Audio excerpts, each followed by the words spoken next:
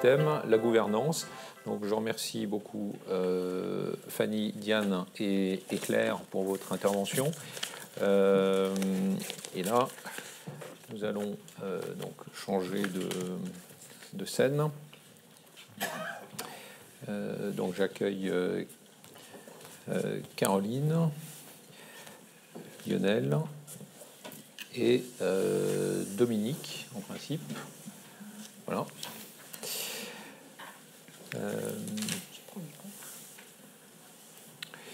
Donc, gouvernance, on a 2 normes. Donc ça se réduit. Vous voyez qu'au fur et à mesure que l'après-midi avance, on a de moins en moins de normes à couvrir. Donc là, il n'y en a plus que 2. Caroline. Merci Olivier. En effet, après ces 120 premiers Disclosure Requirements, on est sans nul doute que tout le monde attendait ceux sur la gouvernance. Et la première bonne nouvelle, comme tu l'indiques, Olivier, c'est qu'il y a 2 standards qui représentent une vingtaine d'exigences, donc plutôt raisonnable au regard des autres piliers. Et la deuxième bonne nouvelle, tout du moins pour les sociétés cotées, c'est que les éléments qui sont repris ici reprennent vraiment les éléments assez incontournables en la matière et basés sur les bonnes pratiques de place. Donc pour les sociétés, je le reprécise, pas de thème nouveau. Si on passe à la suite... petite précision avant justement de présenter ces 2 standards. On a beaucoup parlé de gouvernance précédemment, notamment dans le standard cross-cutting, mais on était vraiment ciblé sur les éléments relatifs aux activités de développement durable. Ici, quand on parle de gouvernance, on parle bien de gouvernance d'entreprise, donc c'est complètement transverse. Ça va s'appliquer à l'ensemble des activités des organisations. Donc tout ce qu'on va aborder dans ce pilier est transverse à l'ensemble de l'organisation. Et donc, sans plus attendre, on peut rentrer dans le premier standard, qui est donc le G1, Governance, Risk Management and Internal Control.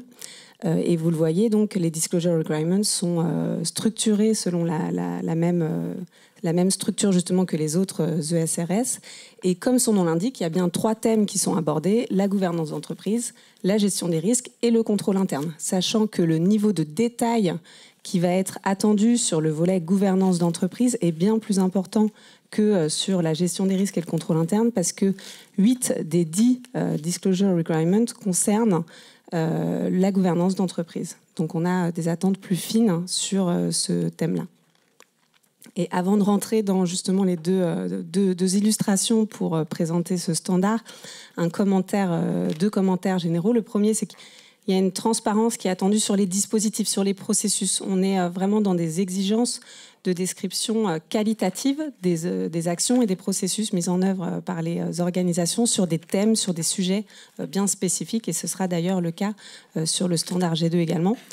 Et deuxième commentaire sur ce G1, c'est qu'il s'inscrit complètement dans le prolongement des dispositions légales actuelles et notamment dans le prolongement de ce qui est demandé par le code AFEP-MEDEF relatif à la gouvernance des sociétés cotées. Donc, une fois de plus, pour les sociétés cotées, pas de grande surprise attendue sur ce standard. Et pour illustrer ce standard, je vous propose d'aller dans 2 exemples. Si on passe à la page suivante sur la politique de diversité, là, il est clairement donc attendu de décrire la politique, mais aussi les objectifs de l'organisation et la façon dont la politique est mise en œuvre pour promouvoir, et on parle bien de promotion, pour promouvoir la diversité au sein de sa gouvernance. Et les thèmes attendus en termes de diversité sont listés, et vous les voyez, ils sont repris ici. On a le genre et l'âge, donc jusqu'ici, tout va bien. Ensuite, il y a les minorités et les groupes vulnérables, donc clairement un sujet qui pose problème en France. Et on retrouve ici le sujet qui était d'ailleurs juste évoqué à l'instant sur le volet social, la difficulté de trouver justement, quand on veut rentrer un petit peu dans le détail, des thèmes et des sujets qui puissent allier et aligner toutes les visions spécifiques des différents pays, notamment en termes de droit national. Ensuite, il y a la formation et l'expérience professionnelle et justement tout autre aspect qui pourrait être pertinent. Donc là, on laisse la porte ouverte à d'autres critères de diversité pour pouvoir s'adapter justement aux pratiques locales. Point à noter sur cette politique de diversité, c'est qu'il est demandé en cas d'absence de politique, non seulement de fournir l'explication sur cette absence, mais tout de même aussi un timing et un plan pour y remédier. Donc il y a quand même une volonté d'inciter à avancer sur ce sujet diversité. Dans les slides, vous aurez par la suite un focus sur la politique de rémunération sur la page suivante. Mais je voulais surtout commenter celui d'après, s'il te plaît, Olivier, sur le contrôle interne. Sur le disclosure requirement, sur le contrôle interne, il est très synthétique et se contente, si je puis dire, de demander à décrire le dispositif de contrôle interne dans ses composantes, etc. Mais il ne va pas justement très loin dans les caractéristiques qui sont attendues d'un dispositif de contrôle interne de qualité. En revanche, ce qui est à noter, c'est qu'il définit bien le contrôle interne, y compris le contrôle interne du reporting de durabilité. Et là, c'est bien un point nouveau qui s'inscrit complètement dans une exigence déjà posée par la CSRD de développer le contrôle interne du reporting de durabilité. Pour rappel, la CSRD va élargir les responsabilités du comité d'audit, élargir les responsabilités actuelles sur le reporting financier au reporting extra-financier. Donc demain, avec la CSRD, les comités d'audit seront responsables également de superviser la qualité du dispositif de contrôle interne sur le reporting extra-financier. Mais en dehors de ce point nouveau, on n'a pas de metrics, de guidelines ou d'exigences particulières sur des engagements d'efficacité du dispositif de contrôle interne. Et pour finir sur le G1, on a repris, comme pour les autres standards, les différents metrics quantitatifs qui sont prévus.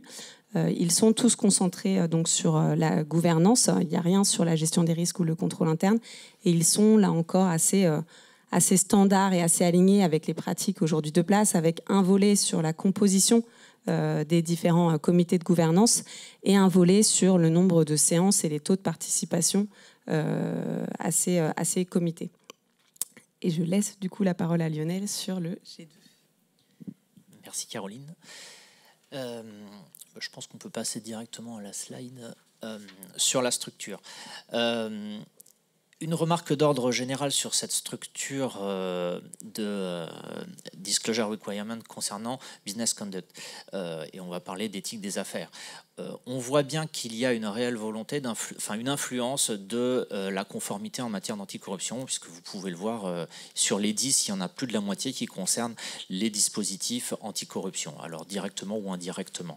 Et alors, je pense que c'est raisonnable du fait que c'est dans ce domaine de la conformité qu'il y a une plus grande maturité. On sait que déjà vous avez les dispositions anglo-saxonnes, USFCPA, UKBA qui sont là depuis plusieurs années et depuis maintenant 2017 on a le Sapin 2 qui est intervenu et donc la méthode et aussi l'application dans les entreprises, c'est là où il y a le plus de maturité. Donc vous avez la grande majorité qui concerne ces points-là. Pour rappel, le seuil de Sapin 2, c'est 500 salariés et 100 millions de chiffre d'affaires. Donc la loi Sapin 2, elle avait choisi d'avoir un domaine assez étendu en principe, c'est pour ça qu'il ne devrait pas y avoir...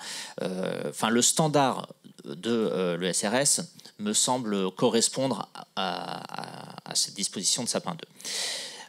Pour mémoire quand même, vous pouvez constater, il y a quand même d'autres dispositions de conformité qui sont importantes, qui sont concernées. Les aspects droit de la concurrence qui ne sont pas rendus obligatoires par la loi française. Alors là, vous avez un dispositif particulier qui est prévu. Un autre sur l'anti-blanchiment avec le beneficial ownership, les bénéficiaires effectifs. Là aussi, il y a un système obligatoire en France, donc ça ne serait pas très compliqué de répondre à cette obligation. Et un autre qui m'a un peu plus surprise, c'était les payment practices avec les obligations en matière de modalités de paiement, où effectivement en France, maintenant, vous avez en tout cas en France des obligations légales très importantes. Donc, à mon sens, il y a quand même un manquant. Je peux pas. Et alors, vous l'avez peut-être tous. C'est l'actualité qui nous l'impose. C'est la question des sanctions internationales. En business ethics maintenant, c'est quand même un domaine. Et là-dessus, ça ne le traite pas. Je pense que ça devrait y participer. Là encore, ce n'est pas très compliqué parce qu'en termes de méthodologie, on ne sera jamais trop éloigné du dispositif anticorruption. Mais il y a des particularités et notamment sur la sélection des tiers, des partenaires, sur lequel d'ailleurs il n'y a pas beaucoup d'éléments de précision dans la structure proposée. On va peut-être passer au... Donc, je vous propose de voir deux éléments du dispositif un peu en précision. Le business culture, j'ai trouvé ça très intéressant parce que justement, c'est un élément, donc on vous demande dans les propositions de disclosure requirement de faire état de quelle est la culture d'éthique des affaires au sein de l'entreprise.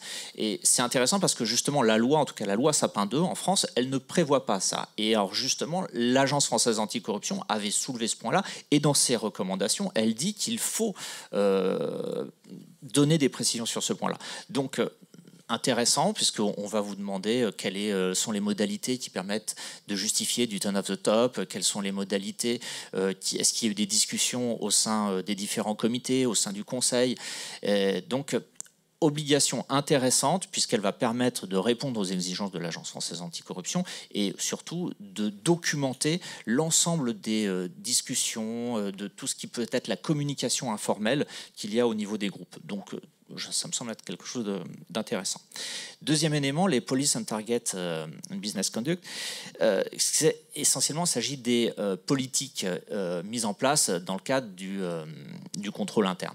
Et là, en revanche, je trouve que ça pêche un peu en termes de précision, parce qu'on se focalise beaucoup sur les questions de l'alerte interne, le whistleblowing, ou les enquêtes internes, ou voire un tout petit peu en matière de formation. Et là, il y a des précisions quand même à adapter.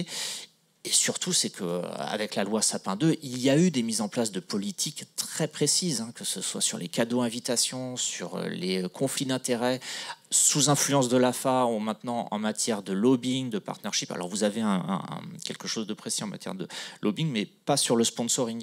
En revanche, et pas non plus de référence à la question qui est beaucoup d'actualité sur les personnes politiquement exposées. Et là encore, c'est important, notamment dans le cadre des recherches sur les sanctions internationales. Alors, troisième élément, où là c'est beaucoup plus concret, c'est sur les préventions et détections des actes de corruption. Où, donc, il y a une ligne très générale où on dit il faut donner un overview, une revue générale de vos dispositifs, qui à mon sens devrait être plus détaillé, et notamment en France, là encore, on a cette possibilité-là, puisque avec la loi Sapin 2, c'est suffisamment détaillé. J'insiste encore sur les recommandations de l'AFA, qui n'ont pas de valeur légale, c'est pas une loi, mais qui est quand même très suivie, et dans lequel vous avez tout le détail. Ce qui manque encore un petit peu, je pense, dans l'ensemble de ces éléments, c'est l'importance que peut avoir la procédure de sélection des tiers. Parce que c'est le point crucial. On a beaucoup parlé de la cartographie dans les premières années d'application de ces dispositions. Et la procédure de sélection des tiers mérite, à mon avis, d'avoir un petit peu de détails. Je pense qu'on peut passer à la dernière slide. Alors là, en fait, j'ai passé les deux. Voilà, sur les métriques, on peut y arriver encore. Encore une. Voilà. Donc un effort est fait sur la statistisation de l'effectivité de ces dispositifs. Alors, à mon avis, elles ont le mérite d'exister, ces métriques. Je ne sais pas si elles permettent de justifier de l'effectivité du dispositif. Est-ce que vraiment le fait de savoir combien il y a eu d'actions judiciaires en corruption dans une société, combien il y a eu d'alertes éthiques, je ne sais pas. Mais en tout cas, c'est celle, en toute honnêteté, c'est celle qu'on utilise pour mesurer l'effectivité. Et à ce stade de maturité des dispositifs, à ce stade de la culture en matière d'éthique des affaires, je n'en vois pas d'autres. Et donc, elle reste intéressante.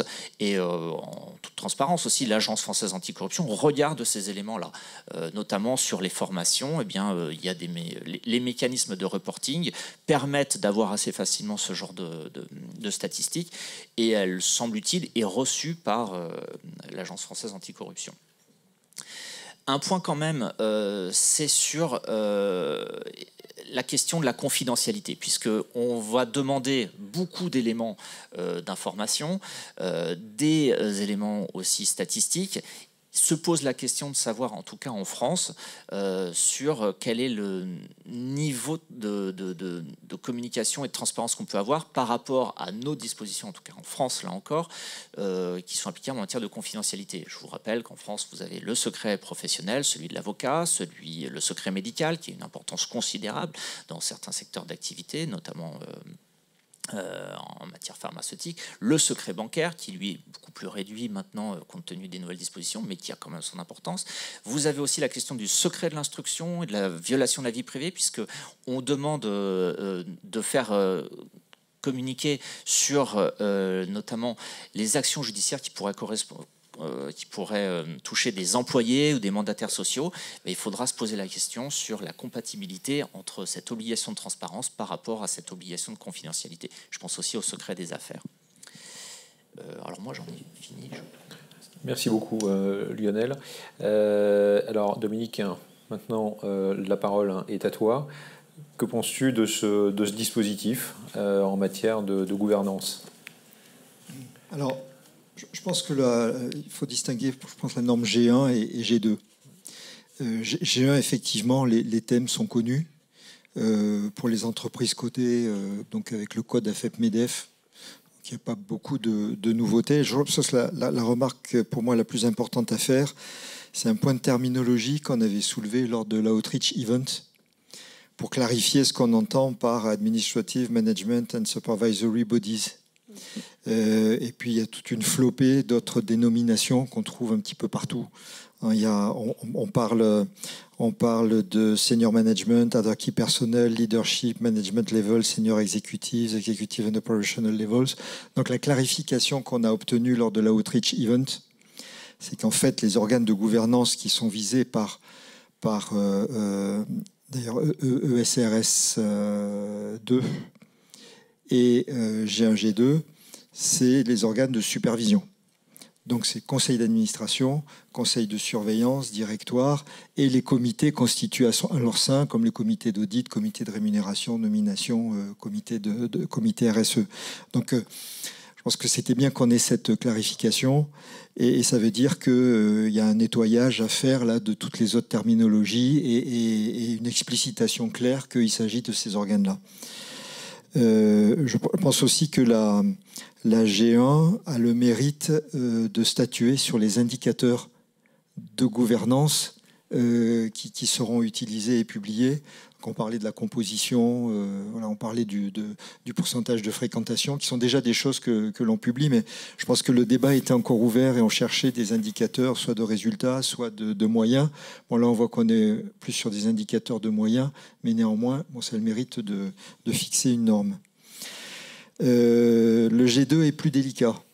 Le G2 est plus délicat parce que d'abord, il y a des notions qui apparaissent insuffisamment définies lorsqu'on parle des employés à risque face au risque de corruption, et où il est dit en plus que c'est à chaque entreprise de définir qui sont ces employés à risque, sans beaucoup plus de précision. Alors, il y a aussi une grosse remarque sur le niveau de détail qui est demandé.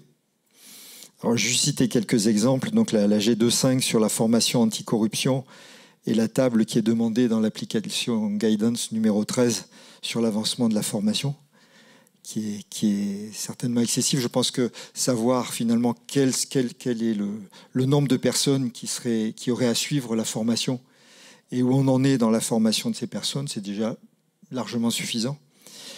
Il y a la G2.6 sur les événements de corruption, où il faut reporter les procédures judiciaires en cours. Donc, quid par rapport à la confidentialité de ces procédures. Il y a la G2.7 qui demande à l'entreprise, c'est assez intéressant de voir comment c'est formulé, de reporter tout comportement anticoncurrentiel possible annoncé publiquement. Donc là, quid de la présomption d'innocence, et en plus sans définition de possible et de ce qu'on veut dire par annoncé publiquement. Et puis, alors, vous parliez des pratiques de paiement dans la G2.10. Alors, c'est quelque chose qui est demandé dans la CSRD aussi. La CSRD l'évoque. Alors, c'est vrai, et ça fait partie de la responsabilité des entreprises que je pense qu'on est nombreux à reporter déjà le pourcentage des factures payées à temps vis-à-vis des fournisseurs. Donc, ça, encore une fois, ça fait partie de la responsabilité des entreprises. Mais après, dire qu'il va falloir reporter les délais contractuels de paiement aux clients et aux fournisseurs, comment on fait ça au niveau d'une entreprise, globalement, au niveau d'un groupe, sinon attirer les ratios bilanciels, AP, AR sur chiffre d'affaires. Et peut-être une dernière remarque, alors qui vaut là pour tous les standards, parce que je mentionnais les DR et les AG. Je pense qu'on a fait la remarque qu'il y aurait beaucoup de mérite en termes de simplification de lecture et pour éviter les répétitions, à ce que les AG qui se rapportent à des DR soient fusionnés dans les DR et qu'on ait un seul endroit où on voit ce qu'il y a à reporter, les définitions. Voilà quelques points. Je ne sais pas si c'est clair pour tout le monde, AG, DR. Donc, en fait, la norme est structurée en 3 parties. Enfin, chaque norme est structurée en 3 parties.